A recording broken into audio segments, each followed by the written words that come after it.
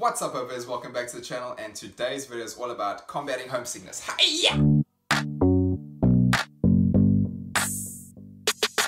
I was gonna title this video "Dealing with Homesickness," but then overcoming homesickness sounds better, doesn't it? Well, to me it does. Because then it's like you're achieving something, not like you just have to deal with something.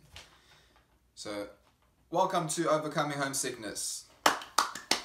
So, first and foremost, homesickness is completely natural. You're moving away from your family for like a year, so it's only natural that once you get you into a new environment that you start to miss everything that you've come to know, such as your family or your friends or just familiar locations. So it is very natural for you to experience some form of homesickness. Some people experience it more than others, but I feel as though those are the people who don't put in the effort to overcome the homesickness, such as they just stay at home and they just have a little pity party for themselves. And I mean, like, I kind of did this a little bit in the beginning, but eventually I found ways to overcome the homesickness. Your first month is just full of excitement. So you land here, you're excited to be here, you're excited to like begin your au pair year, and so you don't necessarily think about home that much. Well, I'm speaking from personal experience, but you don't necessarily think of home that much just because of everything is new to you. You want to experience everything. You're like a kid in a candy store. So I think for me it was like after the first month when like where I started to get into my routine and I started just being comfortable. That's when I started to think of, well, that's when I started to become homesick. But I don't necessarily think I have experienced homesickness. I think that there's definitely a difference between missing home and your family and your friends and everything, and then being homesick. Because to me, homesickness is kind of debilitating. Like, you just want to stay in your room all day when like you're not working or when you're not busy with the kids. You just want to stay by yourself, lock yourself in your room and just cry. I know I laugh, but I know that does happen to people and it is sad. But that's why you need to be informed of how to overcome these things and not let yourself get to that point where the homesickness is so bad where you want to just, you're done with this place, you're done with America, you just want to go home. I feel as though it's needed for you to overcome the homesickness because you've put in so much effort into coming to America, becoming an au pair, and so it would be a shame for you to just miss out on this amazing opportunity by you being homesick and haven't had the tools to cope with the homesickness or overcome the homesickness, and then you just end up going back after a couple months. So what I'm really hoping for in this video is that it does help you, to those of you who are in that position where who are thinking about ending your program early and going back home. Hopefully I can give you some insights into homesickness and give you ways for you to overcome the homesickness. So one of the first things is that you're going to be missing your family. And if you are one of those really lucky au pairs that their host family treats you as an actual family member, then that'll have that taken care of. You'll consider like your host dad like your second dad, or your host mom like your second mom, and your host kids as like your brothers and sisters. So that'll help with that aspect.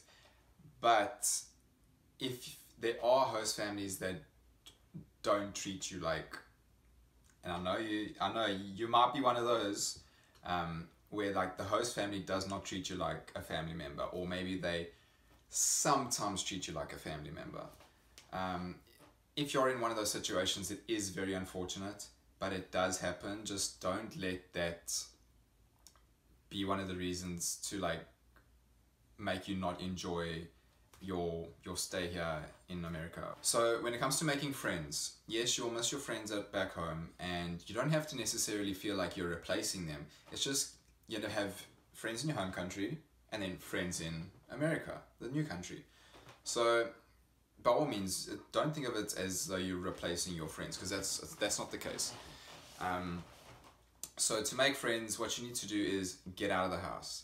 Talk to as many people as you can, whether you go into the shops or whether you're going to the park, like literally go anywhere and everywhere and then just start talking to people.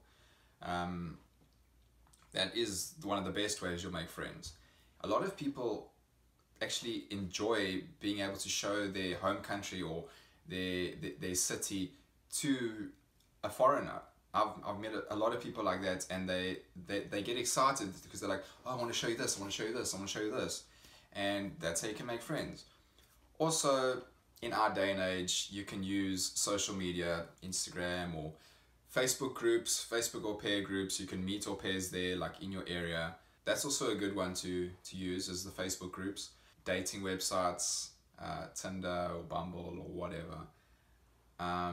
Those can help, especially like if you're looking for like a relationship or something. If you're one of those people that like you like thrive off of like it's difficult for you to be alone. Yes, a relationship can help a lot, but rather focus in the beginning on making actual friends. Like relationships can come later on. Which leads me into another thing. If you, before you leave for America and you're dating someone, I don't know if it's the best idea to do the whole long distance relationship thing, because say you're here for a year, or say you're here and you extend and you're here for like 2 years, it is going to be very difficult on the both of you if you're trying to do the whole long distance relationship thing. I'm not saying that it can't be done, but it's going to make the homesickness worse if you know that there's someone back home and you're thinking of them constantly, and it will make it very difficult if you're trying to do the long distance relationship thing. So what I would suggest is that you just go on like a hiatus, a break. It would make things easier, and who knows, you could very well meet someone here. What you should strive for is to make friends, and if things develop after that, then by all means go for it. So the next point I want to make is that you need to embrace your new country and the new American culture, because if you're constantly fighting it and not wanting to take a part in like the whole experience of like experiencing America and the culture and the people and the blah blah blah, then it will be a lot more difficult for you to combat the homesickness, because then you're just going to be thinking about your home and it's everything that's about like your culture and everything. So with you like actively trying to experience the culture and doing like the cultural things like dressing up for Halloween, for example, then it will make your life a lot easier if you embrace the culture. So the third point is, if you have a hobby from home that you do, like you paint or something, I commend you, because I don't have the patience for painting. Bring that with you here, in the sense that continue that hobby. Once you get here, continue that hobby, because it will take up time and it'll also help you to feel somewhat at home, because that hobby you used to do when you were back home in your home country. Or another thing is that you could pick up a new hobby. So like with me, I started doing the whole YouTube thing, and it has made my life so much easier to be able to talk to you guys and to just try and help you guys with everything about the whole au pair experience. Another thing is that I started learning to play the piano, which is something I've always, like ever since I was a kid, like I wanted to learn how to play the piano. And now I've kind of started to teach myself how to play piano, which is amazing, because then it takes up time. If you have too much time by yourself, that's when you start getting homesick. So keeping busy is the main point I'm trying to get across. Going back on the point of embracing your country and the culture, you should explore your city. Like find out, just randomly go walking down the street. I mean, obviously be safe and whatnot, but go walking down the streets, explore your neighborhood, walk around the block, go for runs in the morning. I mean, when I got here, that's what I wasn't a part of a gym yet. So what I would do is in the mornings, I would wake up and then I'd go for a run around like my block. And then obviously as you get more fit and whatnot, then you can increase the distance and you can just see more of your neighborhood, or take different routes and you can see more of your neighborhood. And then there might be like a really cool park down the road, and you can go to the park and you can meet people there, or you can take your kids there and then they make friends, and then you end up making friends with the other nannies, the other au pairs, parents, whatever. But then also you can use this wonderful thing called Google, So then you can just take your phone and just be like, best places in Austin, Texas, search, and then come up with all the stuff. So then you go and look at all those popular spots and all the touristy spots. And you go there, experience it, and then you can start to fall in love with the city that you are now calling home. I don't know what point I'm on. Was that last one 4?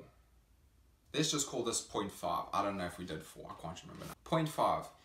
It is very easy nowadays for you to stay in contact with your families. Back in the day, you would just like have to write letters. I mean, I don't know how, I don't know like back in the day if they really had aupairs and stuff. I mean, they did, I highly doubt they had this program like years ago. They probably just had like local nannies or whatever. But anyway, I'm drifting off into the wind. So with technology nowadays, it is a lot easier to stay in contact with your family, such as Skype or video calling from like FaceTime or WhatsApp video calling. You basically just pick up your phone, call whoever, call brother, hello brother, how you doing, blah blah blah, blah blah blah, okay cool, bye, gotta do stuff. It's that simple. So like, you still seeing the face of the person and you still interacting with them, and it has made things, it's been easier to deal with homesickness because like you can actually see their face and like interact with them.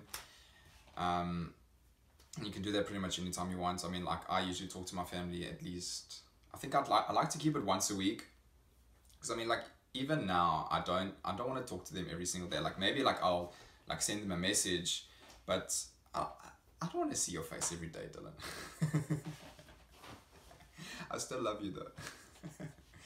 And so that aspect, or the technology aspect of the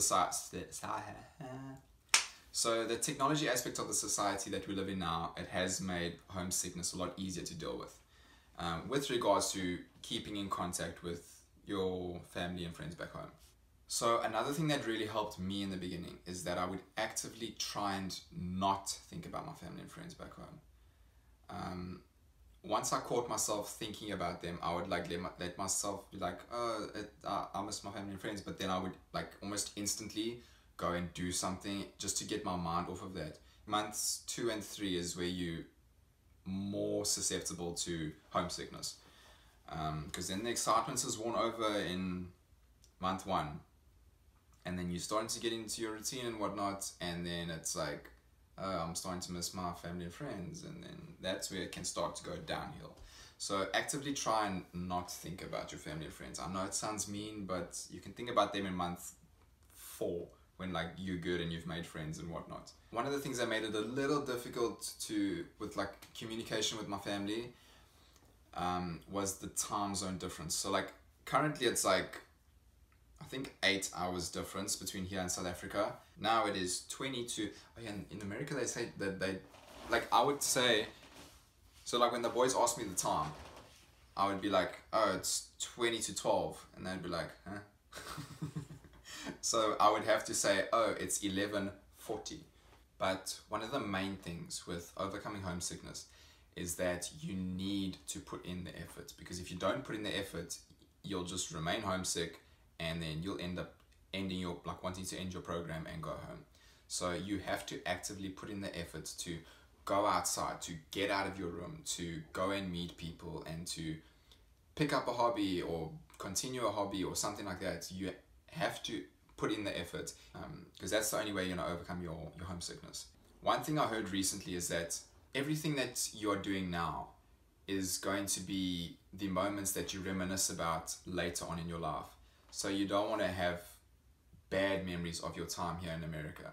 So actively go out, make friends, do something. Let me know how you've dealt with your homesickness, like how bad your homesickness got. Like I would love to know, and we can talk about it in the comments, and we can just help each other out. But anyways, thank you for watching, guys. I do appreciate it.